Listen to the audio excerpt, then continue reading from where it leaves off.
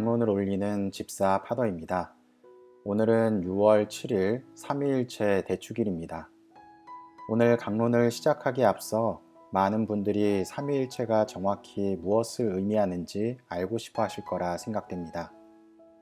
결론부터 말씀드리면 삼위일체는 이해의 부분이 아니라 믿음의 부분이라는 것을 밝히고 강론을 시작하겠습니다. 왜냐하면 삼위일체라는 것은 인간의 지성과 이해로 정의 내릴 수 없는 영역이기 때문에 믿음으로 받아들여야 합니다. 그럼에도 불구하고 삼위일체는 어떤 부분을 담고 있는지 최대한 설명을 해보도록 하겠습니다. 오늘 강론에서는 삼위일체의 역사적인 변천 과정을 자세히 풀지는 못할 것 같습니다. 다음에 기회가 된다면 역사적인 변화 과정 안에서 삼위일체가 어떤 변화의 과정을 겪었고 비유사파, 동일본질파, 유사본질파, 유사파가 어떤 차이점을 지녔는지 간략히 살펴보겠습니다. 자세히 살펴본다면 여러 권의 책에 해당되는 내용이란 점을 이해해 주시기 바랍니다.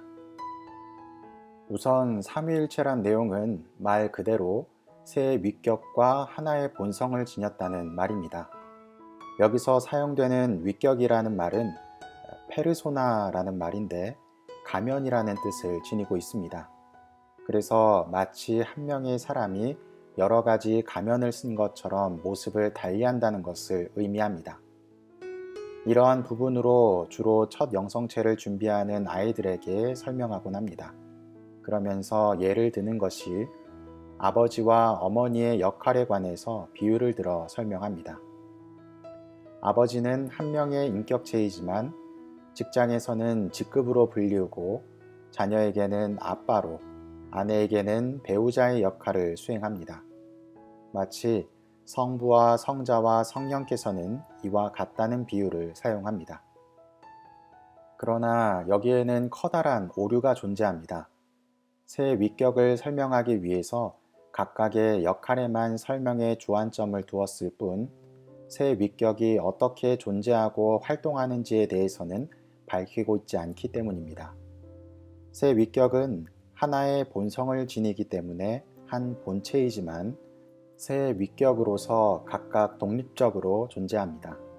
다시 말하면 직장에서는 아버지는 그 나름대로 독립적인 존재이고 아빠의 모습도 배우자의 모습도 각각의 독립적인 존재라는 것입니다.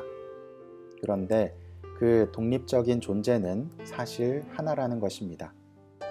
찰흙으로 비유하자면 찰흙은 하나일 때 찰흙으로 존재하지만 세 가지로 나뉘어 전혀 다른 모양을 만들 수 있습니다.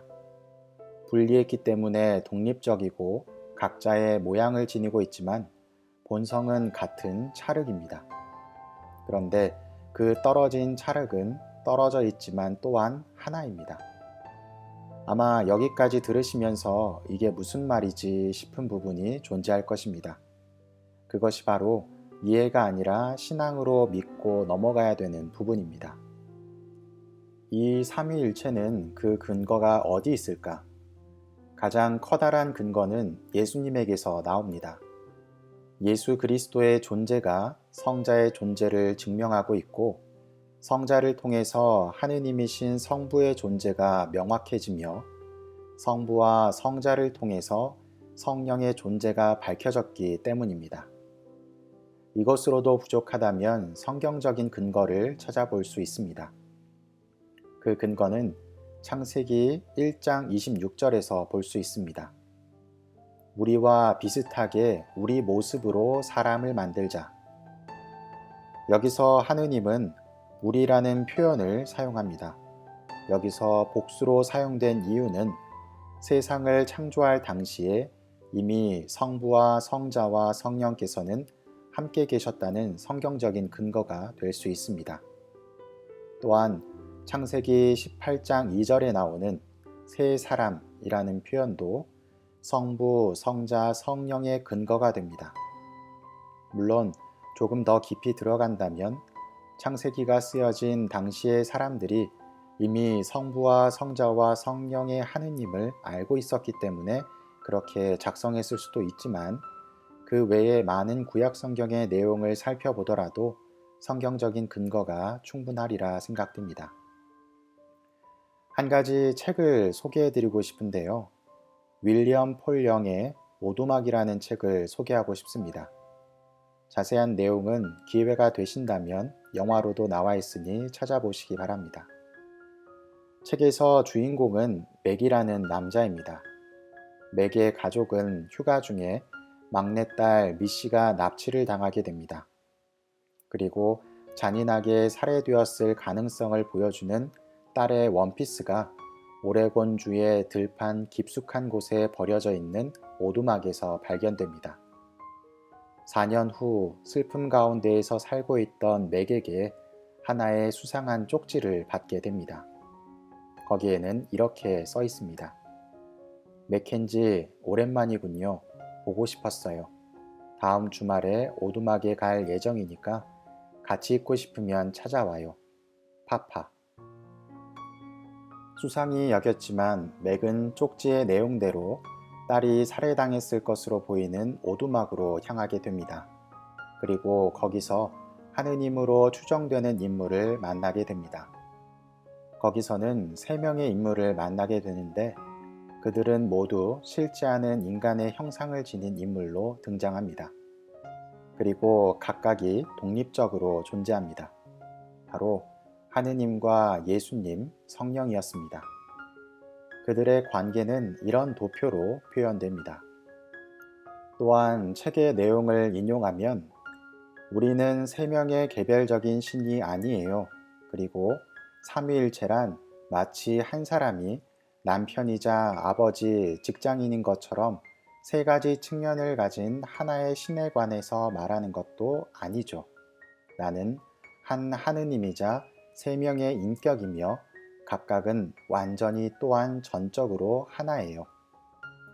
책의 내용은 주로 삼위일체에 관해서 다루게 되고 각각의 위격이 어떤 식으로 활동하며 서로 어떤 관계성을 지니고 있는지 드러납니다. 삼위일체에 관해서 궁금하신 분들은 한번 읽어보시길 권해드립니다.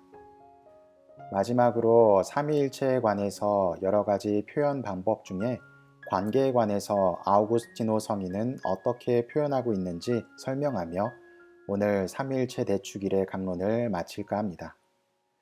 아우구스티노 성인의 삼위일체론은 총 15권에 이르는 내용을 품은 장대한 책입니다. 그 긴 내용을 단 몇 줄로 요약하다 보니 자세한 설명이 뒤따르지 않고 모든 내용을 품지 못한다는 것을 염두에 주시기 바랍니다. 아우구스티노는 삼위일체를 3가지의 표현법으로 구분합니다. 바로 기억과 지성과 의지입니다. 우리가 무엇인가를 연상할 때 이 3가지가 사용되게 되는데 어느 한 가지가 빠져서는 제대로 그 의미를 파악하기 어렵다는 내용으로 삼위일체의 한 본성을 이야기하고 있습니다. 여러분에게 한 가지 질문을 던지겠습니다. 여러분들은 라틴어 중에 비노라는 단어를 아시나요? 아마도 술을 좋아하시는 분들이거나 관련된 내용을 아시는 분들은 내용을 아시겠지만 모르시는 분들은 이 단어를 보면서 어떤 생각이 드시나요? 아마도 아무런 생각이 들지 않으실 것입니다. 그것은 기억과 지성과 의지 중에 지성이 결여됐기 때문입니다. 비노라는 말은 포도주라는 의미입니다. 이제 의미를 알게 되니 여러분들은 어떤 것이 떠오르시나요? 포도주와 관련된 여러 가지 내용들이 떠오르실 겁니다. 이것은 기억과 지성과 의지 중에 지성이 결여되어 포도주라는 의미를 떠올리지 못했기 때문입니다. 다른 예를 들어보면 여러분들은 비노라는 단어와 포도주라는 의미를 알고 있고 그것을 떠올리고 싶은 의지도 있습니다. 그런데 순간적으로 기억이 나지 않는다면 아까와 같은 연상이 가능할까요? 기억과 지성과 의지 중 기억이 결여됐기 때문에 연상이 되지 않는 것입니다. 마찬가지로 포도주라는 것도 기억하고 있고 비노의 단어적인 의미도 알고 있지만 지금 내가 필요하지 않기 때문에 의지적으로 떠올리려 하지 않는다면 그 단어가 연상될까요? 떠오르지 않으실 겁니다. 왜냐하면 의지가 결여됐기 때문입니다. 이처럼 삼위일체는 각각이 따로 존재하지만 어느 것 하나가 결여되면 온전한 의미로 삼위일체는 활동하지 못한다는 것을 아우구스티노는 설명하고 있습니다. 우리는 삼위일체의 내용을 다양한 방법으로 설명하려고 했고 무엇인가 의문이 들면 그것을 설명하기 위해 다양한 교리들이 정립되었습니다. 인간의 언어로 신비스러움을 표현하려 했기 때문에 우리가 알아차리지 못한 오류가 존재할지도 모릅니다. 그래서 이성적으로 이해하려고 하기보다는 있는 그대로 신앙으로 믿어야 합니다. 아우구스티노 성인은 삼위일체에 관해서 설명하기 위해 삼위일체론을 집필하던 중 꿈을 꾸었다고 합니다. 바닷가에서 어린 아이가 놀고 있는 것을 발견합니다. 그리고 다가가서 무엇을 하는지 물어봅니다. 그랬더니 그 아이가 이렇게 대답했다고 합니다. 이 조개 껍데기로 바다의 물을 떠서 모래 구덩이에 바다의 물을 모두 옮기려고요. 그때 아우구스티노는 깨달았다고 합니다. 자신의 부족한 지성으로 하느님의 신비를 표현하려고 하는 것은 시작부터 불가능한 일이었다는 것을 말이죠. 우리 신앙에서 중요한 부분인 삼위일체는 이처럼 이해가 아니라 믿음에서 시작되어야 합니다. 다양한 방법적인 설명이 존재하지만 결국 그것은 온전한 설명이 될 수 없습니다. 오늘 삼위일체 대축일을 맞이하여 많은 분들이 삼위일체는 그냥 믿어 라는 표현으로 치부하실 수도 있고 어떤 분들은 납득이 가지 않아 골머리를 앓을지도 모르겠습니다. 다른 때보다 긴 내용으로 삼위일체에 대해서 설명을 드렸는데 조금이나마 여러분에게 도움이 되시기를 바라며 부족한 삼위일체 강론을 마치도록 하겠습니다.